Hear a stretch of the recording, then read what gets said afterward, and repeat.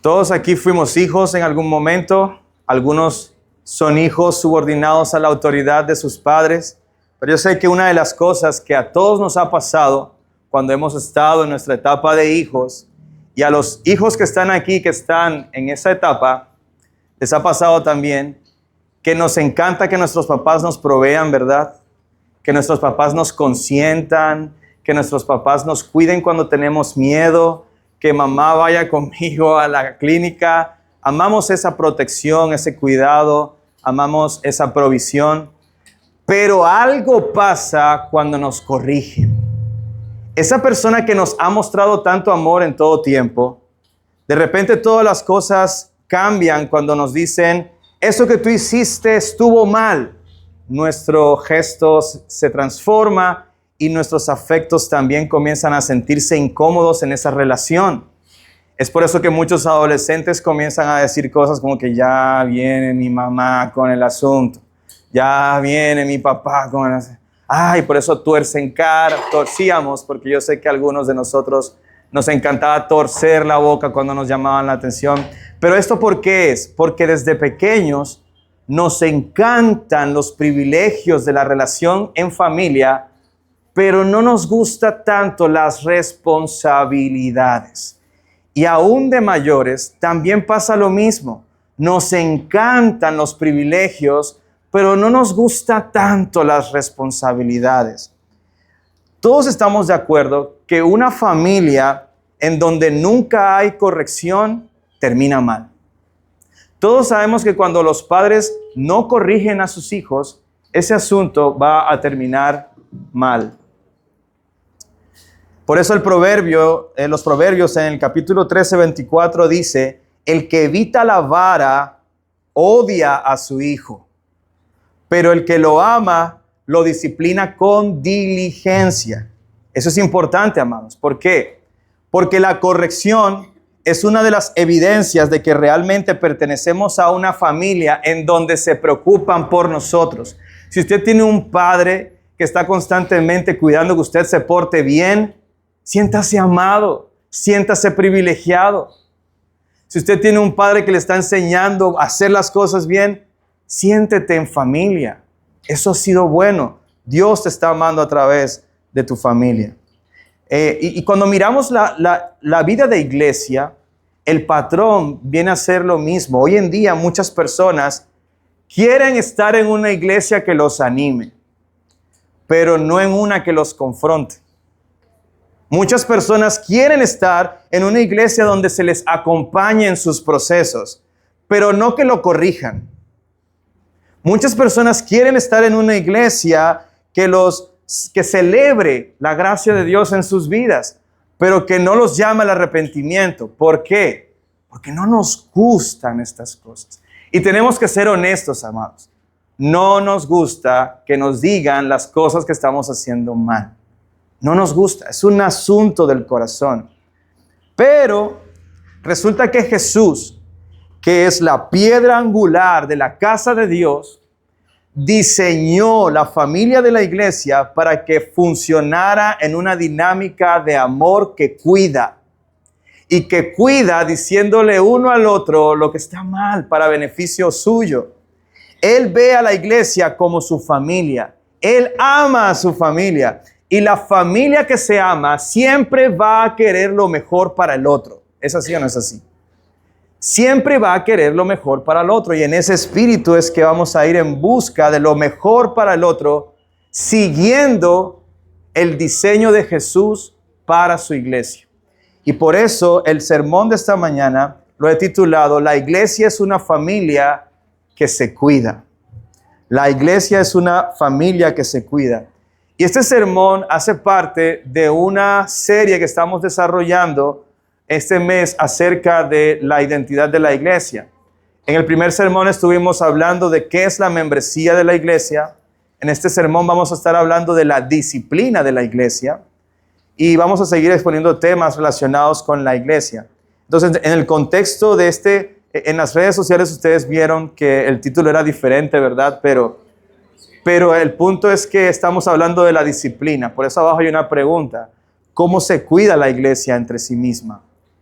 Y yo quise ponerle este título porque yo quiero que ustedes puedan ver que la disciplina funciona en el contexto de la familia de la fe.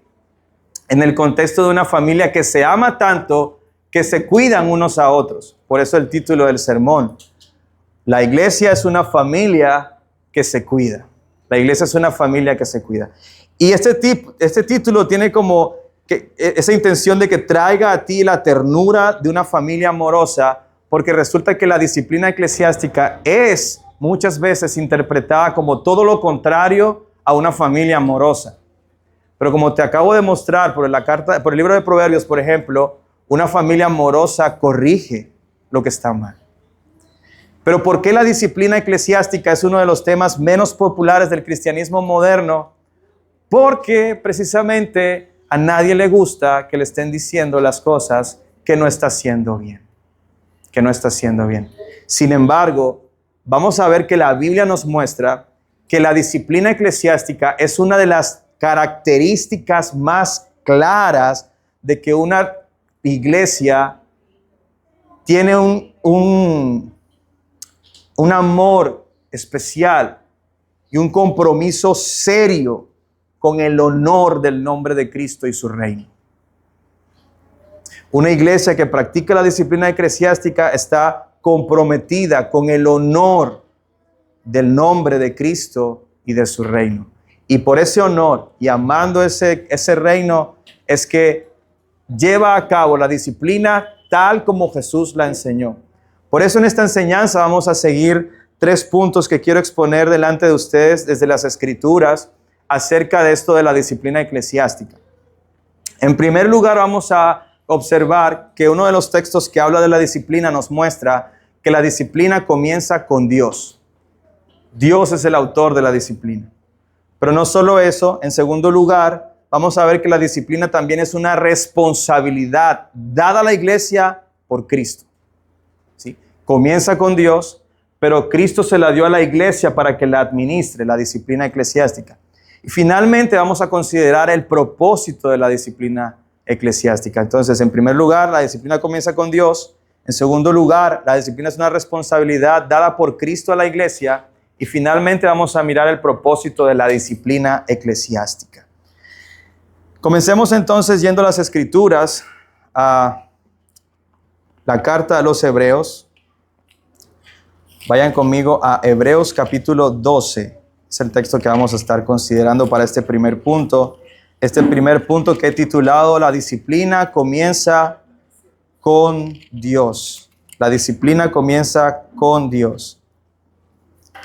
¿Están allí ya en Hebreos? Hebreos 12.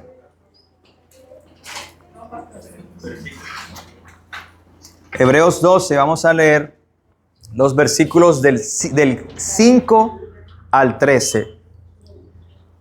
Hebreos 12, versículos del 5 al 13. Dice así la palabra de Dios. Además, han olvidado la exhortación que como a hijos se les dirige.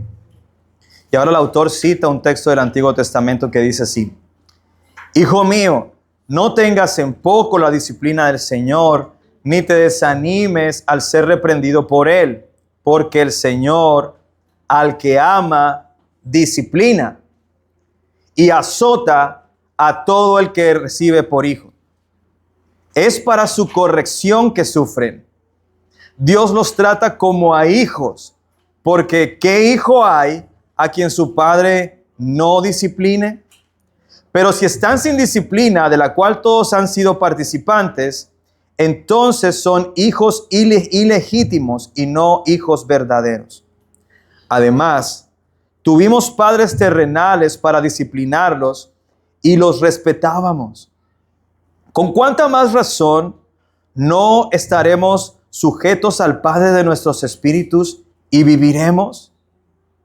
Porque ellos nos disciplinaban por pocos días como les parecía, pero Él, hablando de Dios, nos disciplina para nuestro bien, para que participemos de su santidad. Al presente, ninguna disciplina parece ser causa de gozo, sino de tristeza. Sin embargo, a los que han sido ejercitados por medio de ella, después les da fruto apacible de justicia. Por tanto, fortalezcan las manos débiles y las rodillas que flaquean, y hagan sendas derechas para sus pies, para que la pierna coja no se descoyunte, sino que se sane. Amén. Hermanos, en este pasaje, el autor de Hebreos está animando a su audiencia en medio de diferentes sufrimientos, algunos de los cuales el mismo autor dice que son por causa de la disciplina de Dios. Dios los está disciplinando y los quiere animar, diciéndoles que esa disciplina no es para su destrucción, es para su corrección, porque Dios los ama tanto que los está corrigiendo. Entonces, fíjate lo que aprendemos. El principio detrás de este texto es que Dios disciplina a quienes ama. A todo el que recibe por hijo, lo va a disciplinar cuando esté haciendo las cosas mal. ¿Por qué? Porque Dios es un buen padre. Dios es un buen padre. Y Dios no va a abandonar a su hijo en su pecado, a sus hijos en su pecado. No los va a abandonar, los va a corregir y los va a disciplinar. Ahora, con base en este pasaje, creo que podemos tener ahora un concepto de lo que la disciplina eclesiástica es.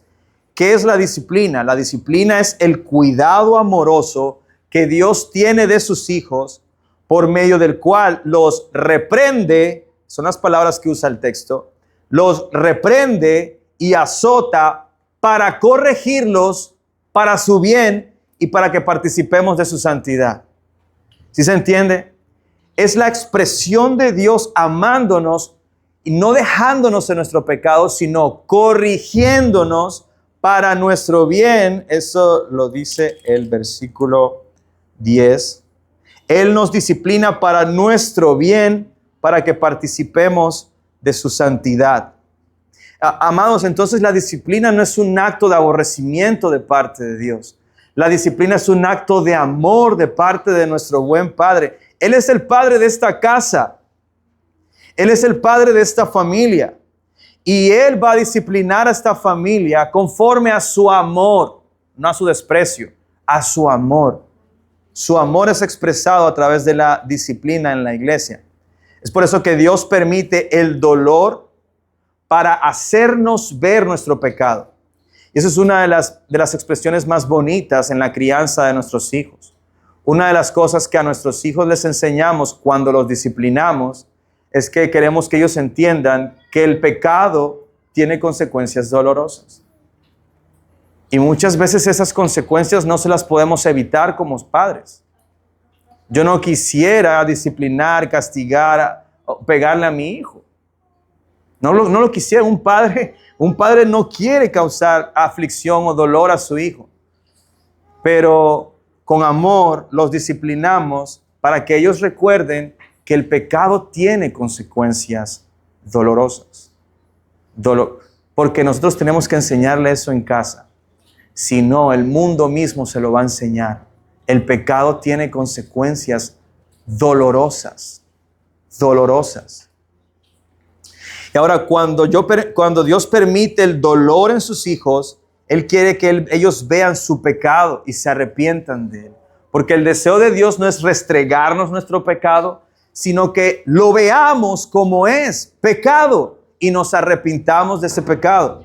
Y una vez que nos arrepentimos de ese pecado, la disciplina tiene su expresión en que este texto nos dice, al presente ninguna disciplina parece ser causa de gozo, sino de tristeza. Sin embargo, versículo 11, a los que han sido ejercitados, no que los disciplinaron una o dos veces, a quienes Dios ha ejercitado, disciplinándolos, ellos ¿qué obtienen?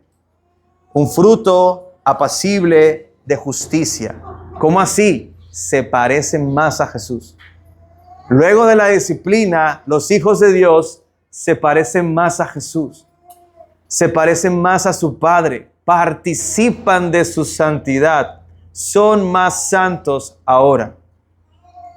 Así que, amados, la disciplina no es un acto de aborrecimiento, sino de amor. para nuestra santificación.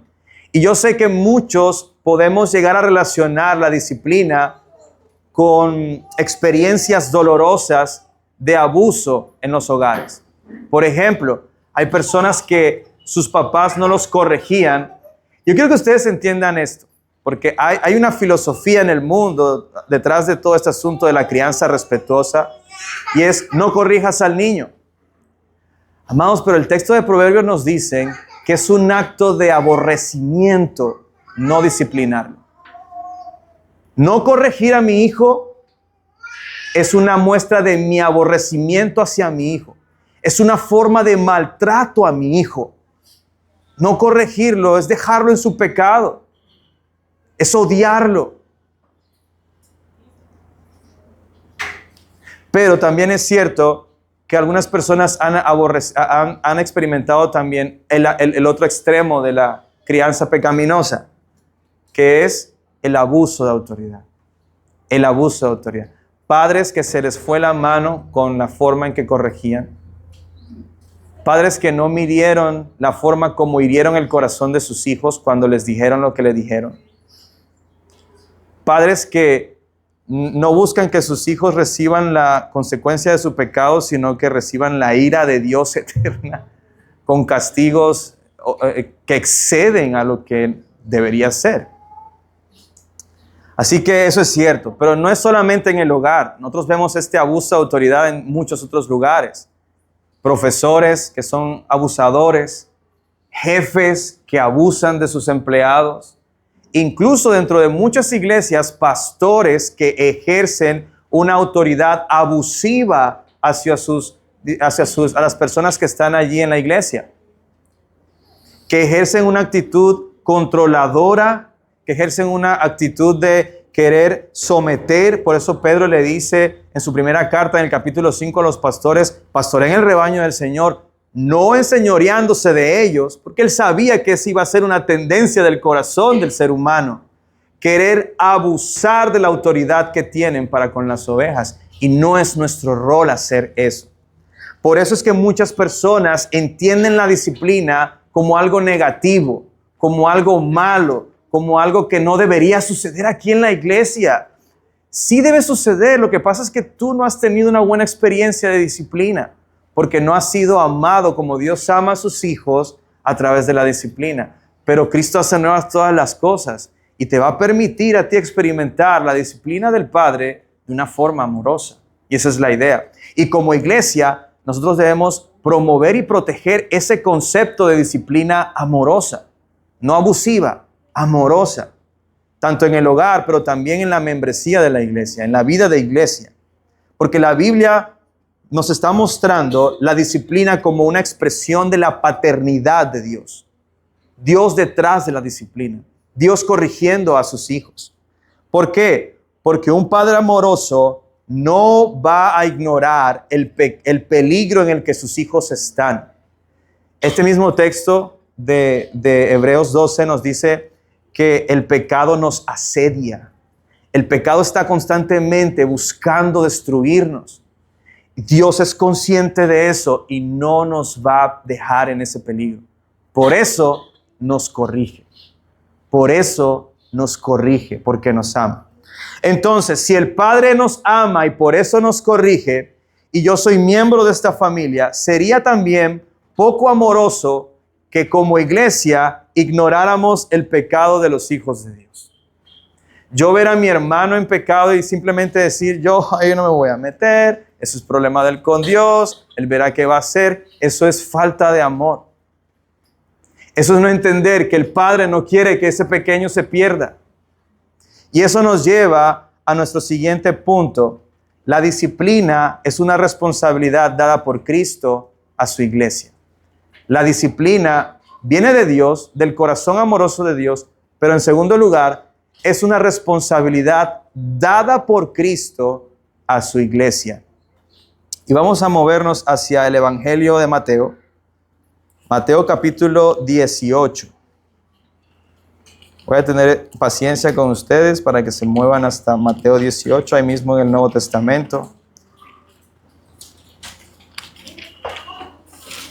Yo quiero que todos usemos nuestras Biblias, miremos que nuestras Biblias dicen lo que estamos exponiendo. Mateo 18, versículos del 15 al 20. Pero yo quiero que hagamos un ejercicio de contexto. Leamos desde el 14, Sari, ponlo ahí por favor desde el 14, para que entendamos el contexto de esto. Versículo 14 dice, así no es la voluntad del Padre que está en los cielos que se pierda uno de estos pequeñitos. Y lo está diciendo, si usted tiene su Biblia como la mía, en un párrafo que se titula Parábola de la oveja perdida. El pastor va a buscar esa oveja. ¿Por qué? Porque el Padre que está en los cielos no quiere que ninguno de estos pequeñitos se pierda. ¿Eso está claro? Es el deseo de Dios que ellos no se pierdan. Por eso, versículo 15, si tu hermano peca, ve y repréndelo a solas. Si te escucha, has ganado a tu hermano. Y eso se conecta con el versículo 14, de que el Padre no quiere que ninguno de esos pequeñitos se pierda. Has ganado a tu hermano. Es una gran victoria. Has cumplido el deseo del corazón del Padre. ¿Sí lo ven? Versículo 16. Pero si no te escucha, lleva contigo a uno o a dos más, para que toda palabra sea confirmada por boca de 2 o 3 testigos. Una vez más, ¿cuál es el objetivo aquí? Ganar al hermano, ¿verdad? 17. Y si rehúsa escucharlos a esos testigos, dilo a la iglesia. Y si también rehúsa escuchar a la iglesia, sea para ti como el gentil y el recaudador de impuestos. En verdad les digo que todo lo que ustedes aten en la tierra será atado en el cielo, y todo lo que desaten en la tierra será desatado en el cielo. Además les digo que si 2 de ustedes se ponen de acuerdo sobre cualquier cosa que pidan en la tierra, les será hecho por mi Padre que está en los cielos. Porque donde están 2 o 3 reunidos en mi nombre, allí estoy yo en medio de esto. Ahora, ¿cuál es el contexto de este texto? Que el Padre no quiere que se pierda ninguno de sus pequeños. Ahí estamos claros. Con base en ese deseo de Dios, Jesús establece un proceso disciplinario para la iglesia. ¿Sí lo ven? Es un proceso. No es un asunto de un solo acto, es un proceso. Y el proceso es claro. El primer paso, ¿cuál es? Una conversación privada con mi hermano que pecó, con el deseo de rescatarlo. ¿Por qué? Porque ese es el corazón de mi Padre. Ese es el deseo de mi Padre, que él no se pierda. Y yo amo tanto a mi Padre y amo tanto a mi hermano que voy a ir en su rescate. Número 2, segundo paso. Si no me escucha, voy a llevar a 2 o 3 testigos que me apoyen en tratar de persuadir a mi hermano de arrepentirse de su pecado. Fíjate que no es un asunto de un solo, bueno, entonces, castigado. No. Queremos persuadirlo. Y de pronto mi sola opinión o mi sola exhortación no le es suficiente. A lo mejor él necesita escuchar que otros hermanos maduros están de acuerdo conmigo en que él está pecando. Y se lo dicen.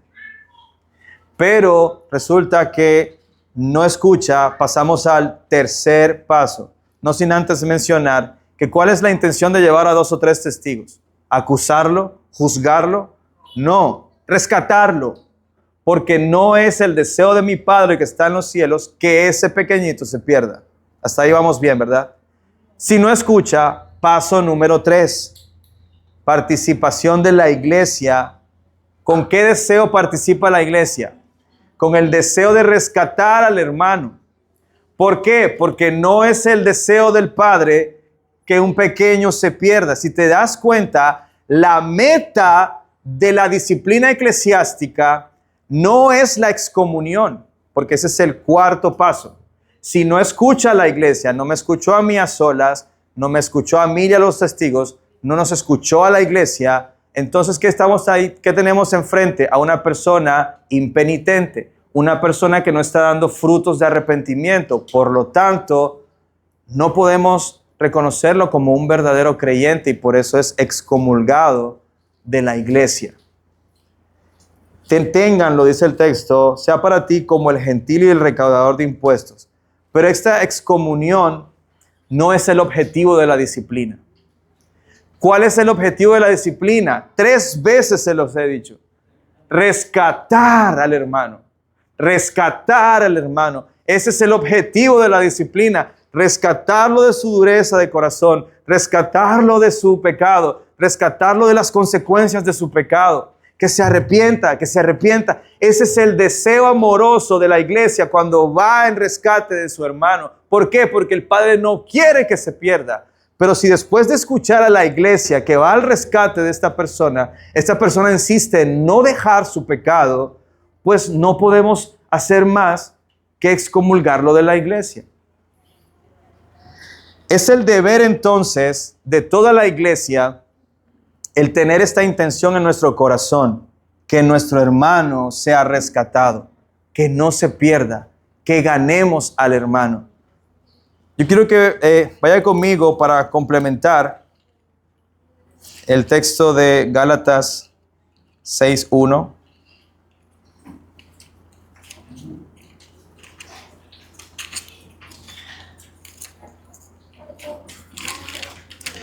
Gálatas 6:1, nuevamente hablando del proceso de disciplina, Pablo dice: hermanos, aun si alguien es sorprendido en alguna falta, ustedes que son espirituales, restáurenlo en un espíritu de mansedumbre, mirándote a ti mismo, no sea que tú también seas tentado. Lleven los unos las cargas de los otros y cumplan así la ley de Cristo. Amados, esto es un mandato de Cristo. No es opcional y por eso peca el hermano que ve a su hermano en pecado y no hace nada. No está cumpliendo la ley de Cristo. Él debe ir en rescate de su hermano por amor de su hermano. No podemos ser indiferentes ante el pecado en medio nuestro. No podemos, no debemos. Le debemos eso al honor de Cristo. Pero lo que quiero resaltar aquí es la intención del corazón de quien va en busca de su hermano. ¿Cuál es el propósito? La palabra clave del versículo 1 es restáurenlo. ¿Restáurenlo cómo? Con espíritu de mansedumbre. No con orgullo, no con una actitud condenatoria, no como en un juicio diciendo, es que tú eres culpable. No, con mansedumbre. Como me gustaría que me hicieran a mí ver mi error si yo fuera él, viéndote a ti mismo en él. Yo soy tan capaz de cometer ese pecado como lo es él. Y así como a mí me gustaría que me hicieran ver mi error, yo voy a ir con esa amabilidad, con esa delicadeza, a hacerle ver el error a mi hermano. Ahora, aquí hay un pasaje que simplemente lo quiero mencionar, que está en Mateo 7, en los versículos del 1, creo que es el versículo 4, en donde Jesús dice, no se juzguen los unos a los otros. Y ese no se juzguen, no es que yo no le puedo decir a nadie, mira, esto que estás haciendo está mal. No, ese no se juzguen, es no se condenen entre ustedes. Porque puede pasar que al no verte en la debilidad del hermano, tú también peques de esa manera. Por eso Jesús inmediatamente después dice, no le digas a tu hermano, ven para quitarte la mota cuando tú tienes una viga en tu ojo. ¿Qué es lo primero que tú debes hacer al momento de hablar con el hermano acerca de su pecado? Revisarte tu viga. Revisar tu propia viga. Que tú entiendas que tú también eres un pecador que está siendo transformado por la gracia del evangelio. Tú no eres mejor. Tú eres igual de necesitado que ese hermano. Por eso cuando yo me saco la viga del ojo, ya puedo ver con claridad, porque ¿qué estoy viendo? Que Cristo ha tenido misericordia conmigo, que Cristo me ha perdonado, que Cristo me ha restaurado, que ha sido paciente conmigo en mi pecado, aunque he pecado una y otra vez. Él me ha perdonado, me ha levantado, me ha restaurado con un amor tierno. Y de ese amor tierno con que Jesús me ha tratado a mí cuando he lidiado con mis vigas, yo voy a ir y llevarle ese mismo amor tierno a mi hermano para ayudarle a sacar su mota. Jesús no está diciendo en Mateo 7 que no debemos decirnos nada malo. No se pueden corregir entre ustedes. No, le está diciendo no sean hipercríticos, no sean condenatorios entre ustedes. Más bien con ese espíritu de mansedumbre, mirándote a ti mismo en tu hermano, restáuralo, restáuralo, restáuralo. Fíjate que es un asunto de amor. Así como el padre disciplina a sus hijos en amor, nosotros como miembros de la iglesia debemos ayudar a restaurar a nuestros hermanos en amor, con gracia y con verdad. No maquillando el pecado, no llamando al pecado pecado, pero haciéndolo con amor, con misericordia y con mucha paciencia. Porque ¿qué más quisiera uno, no? Que uno llega donde el hermano y le dice, mira, eso que dijiste es mentira. Ay, hermano, me descubriste, qué vergüenza contigo. Tienes toda la razón. Gracias por amarme tanto y hacerme ver mi pecado de la manera tan gentil y amorosa que lo has hecho. El Señor te bendiga, amado hermano. Ven para darte un abrazo. Gracias por rescatarme. Ojalá y así fuera. Pero no es así. A veces uno llega donde el hermano, mira, uno a veces hasta del miedo, ¿no? Porque esto da miedo. Hermano, mira, lo que pasa es que ayer hiciste un comentario, ¿verdad? ¿Te acuerdas? Sí. No. Yo creo que está un poquito separado de la realidad, hermano, ¿verdad? ¿Cuál es la respuesta que generalmente las personas? Me estás llamando mentiroso. Lo que pasa es que tú entendiste mal, porque mi intención no fue mentir. Yo quise decir esto. No, hermano, pero tú dijiste esto. No, pero es que tú entendiste mal. Generalmente así es que sucede. Por eso tenemos que llenarnos de mucha paciencia. Probablemente el primer encuentro va a ser justificación, ¿verdad? La gente va a decir, no, tú no me entendiste, el problema no soy yo, el problema eres tú eres el que no está viendo las cosas bien. Eso va a pasar. Seamos pacientes y sobre todo oremos mucho. Porque ¿quién es el que trae convicción de pecado al corazón del creyente? El Espíritu Santo. Mira, yo puedo traerle todos los argumentos. Tengo fotos, evidencias, capturas de pantalla. Tú hiciste mal. Aún con eso, el corazón endurecido no se va a reconocer pecado. ¿Quién es el que trae esa convicción? El Espíritu. Por eso, cuando usted vaya a hablar de estas cosas con un hermano, ore mucho. Ore mucho. Que sea Dios trayendo convicción. Incluso si tú hablas con Él y no parece que haya arrepentimiento en Él, sigue orando. Vete para tu casa y descansa en que ya tú le mostraste de tu amor. Más allá de que lo haya entendido sí o no, tú se lo mostraste, tú hiciste tu trabajo, fuiste a la viga, miraste la misericordia, viniste, le hiciste todo el proceso bien. Vete a tu casa tranquilo y deja al Señor obrar. Porque aunque esa persona sea incluso indiferente contigo, si el Espíritu Santo vive en él, ¿qué cree usted que está haciendo el Espíritu Santo en el corazón de esa persona? Él tiene razón. Sí, Señor, pero Él tiene razón. No sé si a usted le ha pasado, a mí me ha pasado. Sobre todo con mi esposa. Ella tiene razón, Andrés. Sí, Señor, pero es que ella tiene razón, Andrés. Señor, pero es que no quiero... Ella tiene razón. Y hasta que yo no voy y le digo, mi amor, gracias por ayudarme a ser un mejor esposo. No me deja tranquilo el Espíritu en el corazón. Y eso es bueno porque me está santificando. Me está santificando. Por eso, amados, la disciplina bíblica no es un proceso de exclusión indolente como en algunas personas tienen ese entendimiento. No, que es que esas iglesias son muy excluyentes, a mí me sacaron, incluso hay demandas cuando la iglesia ha ejercitado la excomunión. Las personas salen ofendidas con la iglesia y demandan a la iglesia y sus pastores porque no les gustó la forma en que hicieron el proceso. Pero si lo hicieron como Cristo nos mandó a hacerlo, lo hicimos bien. Ahora, no lo vamos a hacer siempre perfecto. Eso sí es importante que lo entendamos. No lo vamos a hacer perfectos, pero vamos a intentar hacerlo lo mejor que podamos con la ayuda del Señor. Amén. Sin embargo, no se trata de querer excluir a las personas. Tampoco la disciplina bíblica es una cultura de vigilancia controladora, ¿no? Como esos policías del pecado que están constantemente como, uy, el hermano hizo eso, eso es que está en pecado. No, voy a hablar con David porque miró feo a Magda y eso es que está en pecado. Ven acá, tampoco es como que estemos cazando pecados constantemente. El hermano llegó tarde, eso es que es un irresponsable, tiene que llegar temprano. No, hermanos, no se trata de eso. No se trata de andar cazando pecados, ni querer controlar y vigilar todos los aspectos de la vida de las personas, porque yo quiero que ustedes sepan una cosa.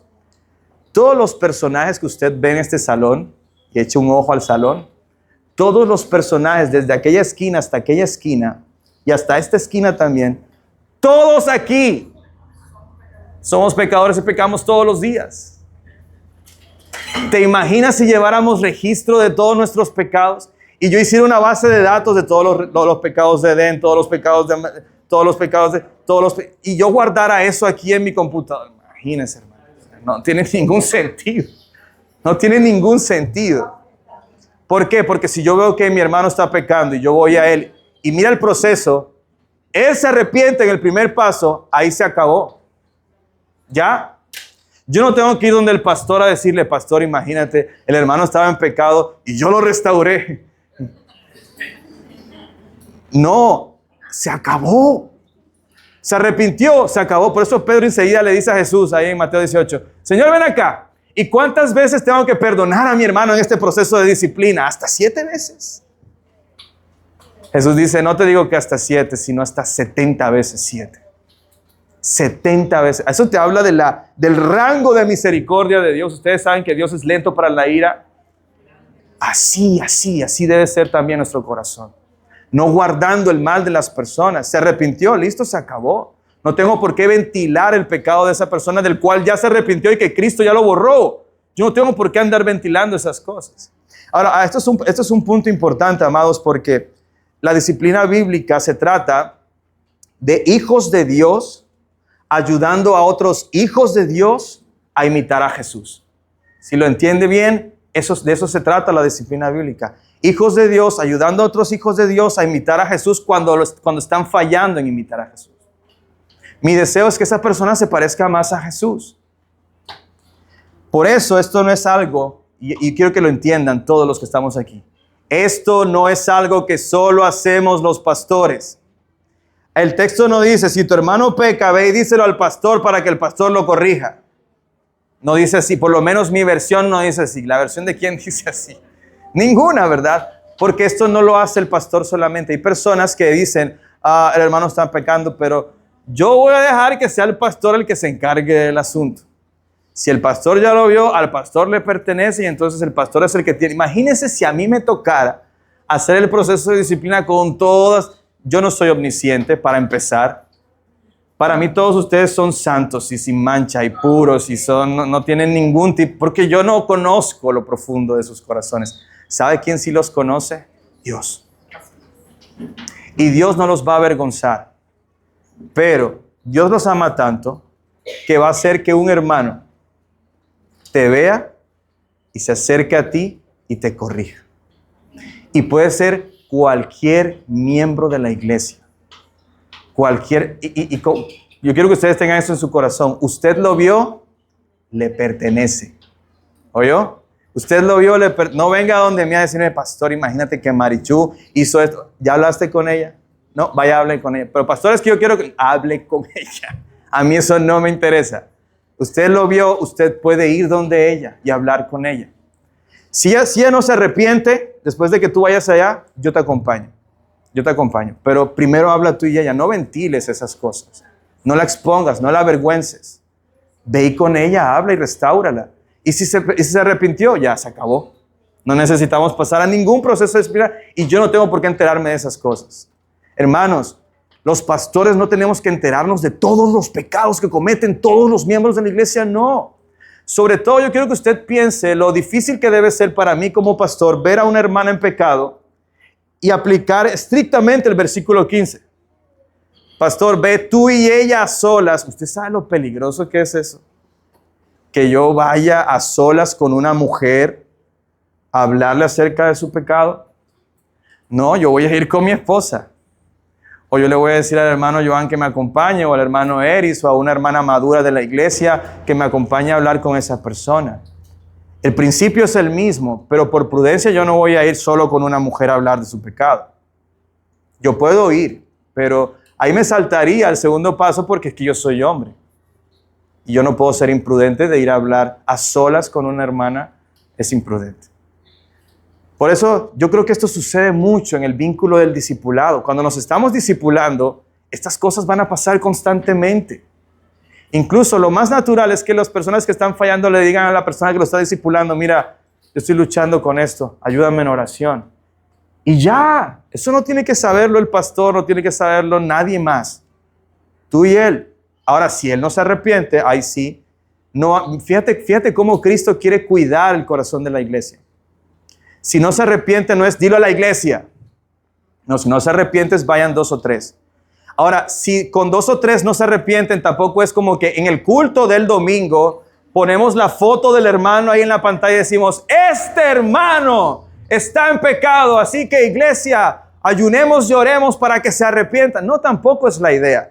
Y aquí es donde viene el entendimiento de la membresía, rescatarnos. Se trata de decirle a los miembros de la iglesia, vayamos en rescate de nuestro hermano. Vayamos a ayudarle, oremos y ayunemos ayudándole al hermano a ser rescatado. Es por eso, amados, que lo que queremos es que todos los creyentes entendamos que esta es una responsabilidad que Cristo nos ha dado a todos, no solo los pastores, a todos nos ha dado Cristo esta responsabilidad. Si tú eres miembro de la iglesia, te importa el honor de Cristo, te importa el honor de su pueblo, entonces tú vas a obedecer este proceso que Cristo nos ha dejado. ¿Dicen amén? Por eso, entendiendo que este es un deber para los hijos de Dios, dentro de una casa en donde nos amamos tanto, que nos cuidamos de esta manera, vamos a considerar en el punto número 3 los propósitos de la disciplina en la iglesia según lo que nos enseña la Escritura. Entonces vimos en primer lugar, la disciplina nace del corazón amoroso de Dios. En segundo lugar, la disciplina es una responsabilidad que Cristo le dio a la iglesia. En tercer lugar, vamos a mirar los propósitos de la disciplina eclesiástica. Y yo quiero que vaya usted conmigo a la Biblia, a 1 Corintios, capítulo 5. Ustedes me disculpan, hermanos, si me extiendo un poquito, pero ese tema es muy importante, sobre todo porque sé que en muchas comunidades esto no está siendo bien interpretado.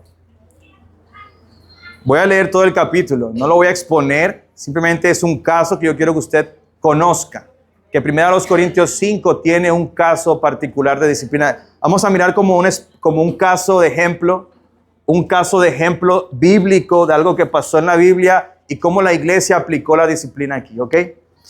1 Corintios 5 dice lo siguiente, Pablo escribiéndole a la iglesia. En efecto se oye que entre ustedes hay inmoralidad, y una inmoralidad tal como no existe ni siquiera entre los gentiles, al extremo de que alguien tiene la mujer de su padre. Y ustedes se han vuelto arrogantes en lugar de haberse entristecido, para que de entre ustedes el que ha cometido esta acción fuera expulsado de medio de ustedes.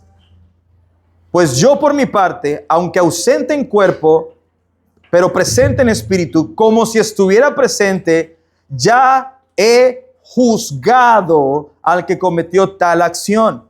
En el nombre de nuestro Señor Jesús, cuando estén reunidos y yo con ustedes en espíritu, con el poder de nuestro Señor Jesús, entreguen a ese tal a Satanás para la destrucción de su carne, a fin de que su espíritu sea salvo en el día del Señor. La jactancia de ustedes no es buena. ¿No saben que un poco de levadura fermenta toda la masa? Limpien la levadura vieja para que sean masa nueva, así como lo son en realidad sin levadura, porque aún Cristo, nuestra Pascua, ha sido sacrificado. Por tanto, celebremos la fiesta no con la levadura vieja, ni con la levadura de malicia y maldad, sino con panes sin levadura de sinceridad y de verdad.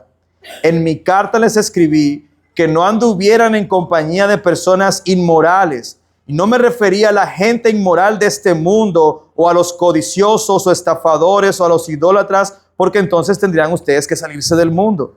Sino que en efecto les escribí que no anduvieran en compañía de ninguno que, llamándose hermano, es una persona inmoral, avaro, o idólatra, o difamador, o borracho, o estafador. Con esa persona ni siquiera coman. Pues ¿por qué he de juzgar yo a los de afuera? ¿No juzgan ustedes a los que están dentro de la iglesia? Pero Dios juzga a los que están afuera. Expulsen al malvado de entre ustedes. Hermanos, estas son palabras fuertes y uno queda así como que, caramba, Pablo estaba enardecido. Pero Pablo nos revela en este texto el propósito. Yo quiero que ustedes vean 3 propósitos acerca de la disciplina. Número 1, Pablo está defendiendo el testimonio de la iglesia. Pablo está defendiendo el testimonio de la iglesia. Entonces el primer propósito es proteger el testimonio de la iglesia. Pablo les dice, ustedes están tolerando entre ustedes un pecado tan escandaloso que ni entre los gentiles se ve ese asunto. Por eso Pablo los reprende porque han sido indiferentes al pecado de su hermano.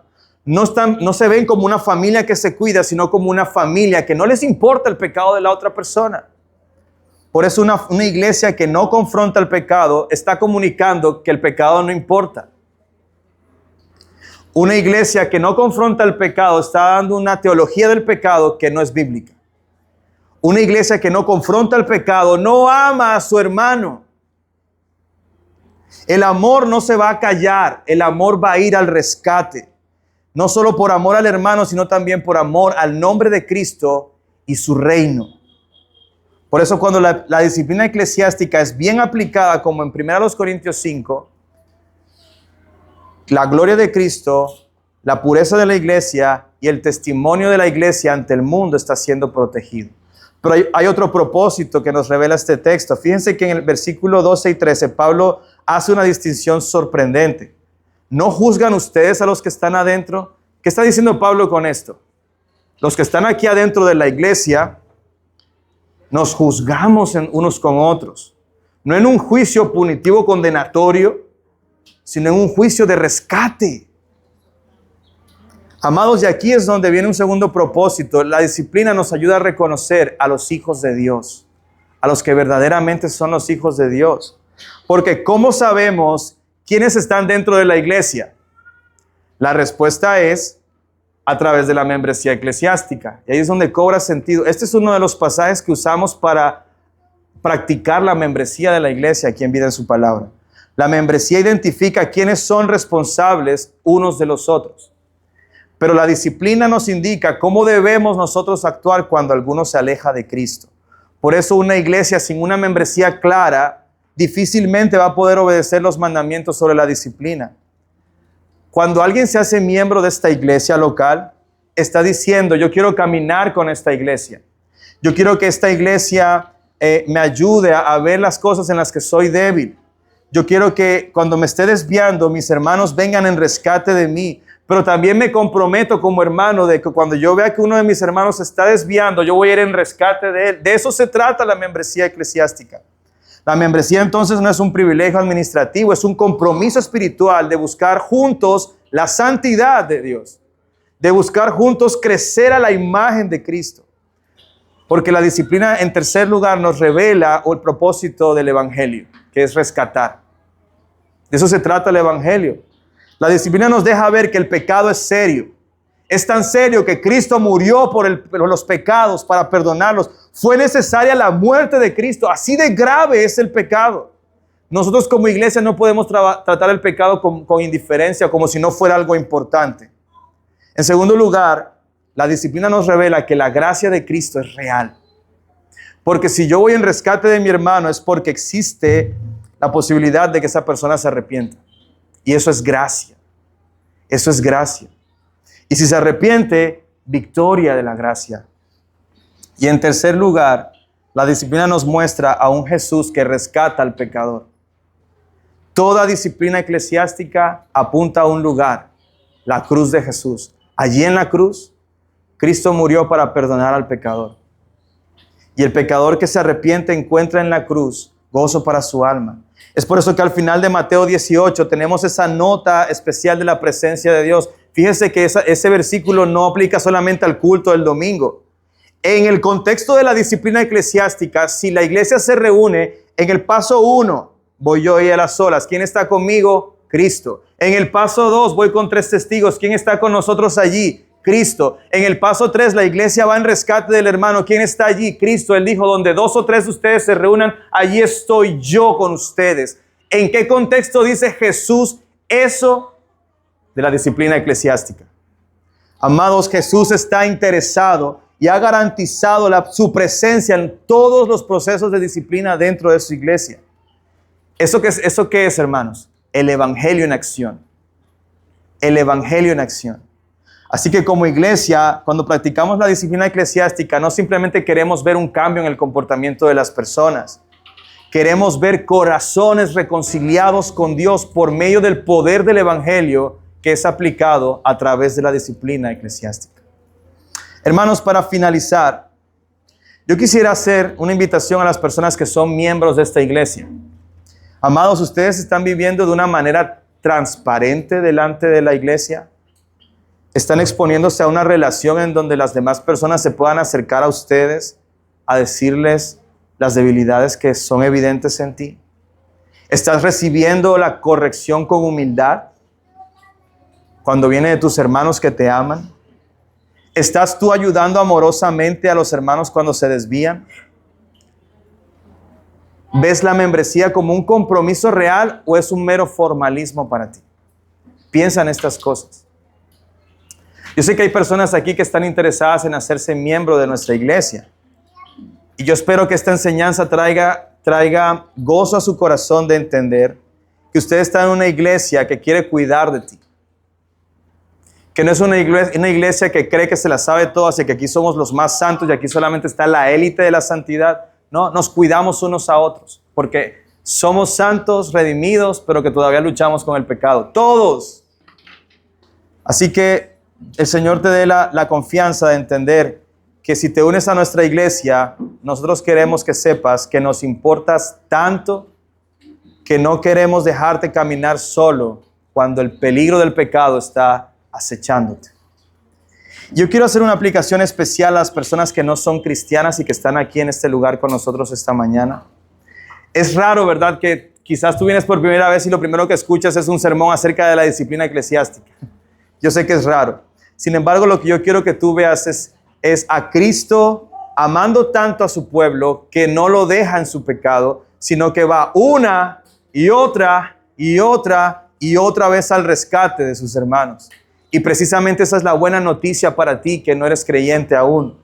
Que Cristo vino al mundo para rescatar a pecadores como tú, a lo que se había perdido, para perdonarlo, para sanarlo del pecado y para recibirlo en su familia. Si tú crees hoy en Jesús, Cristo abre las puertas de su casa para que hagas parte de su familia. Y Él seguirá aquí en esta comunidad pastoreando tu alma.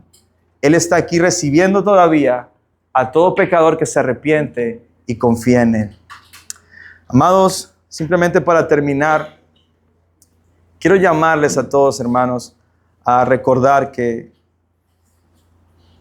la disciplina de la iglesia no es una herramienta de control, es una expresión del amor de Dios, no es el ministerio de unos pocos, es la responsabilidad de toda la familia de la fe, porque incluso los pastores también necesitamos que nos ayuden a ver las cosas en las que nos equivocamos y pecamos también. Y cuando una iglesia practica la disciplina bíblica con humildad, verdad y amor, demuestra no simplemente que es una reunión de personas religiosas en un culto, sino que es una comunidad, una familia comprometida a ayudarse mutuamente a perseverar hasta que Cristo regrese. Es por eso que una iglesia que ama de verdad no solamente celebra la gracia rescatadora, sino que también ayuda a sus miembros a crecer, y a permanecer en ella. Y de eso se trata, vivir en la casa del Dios vivo. Oremos.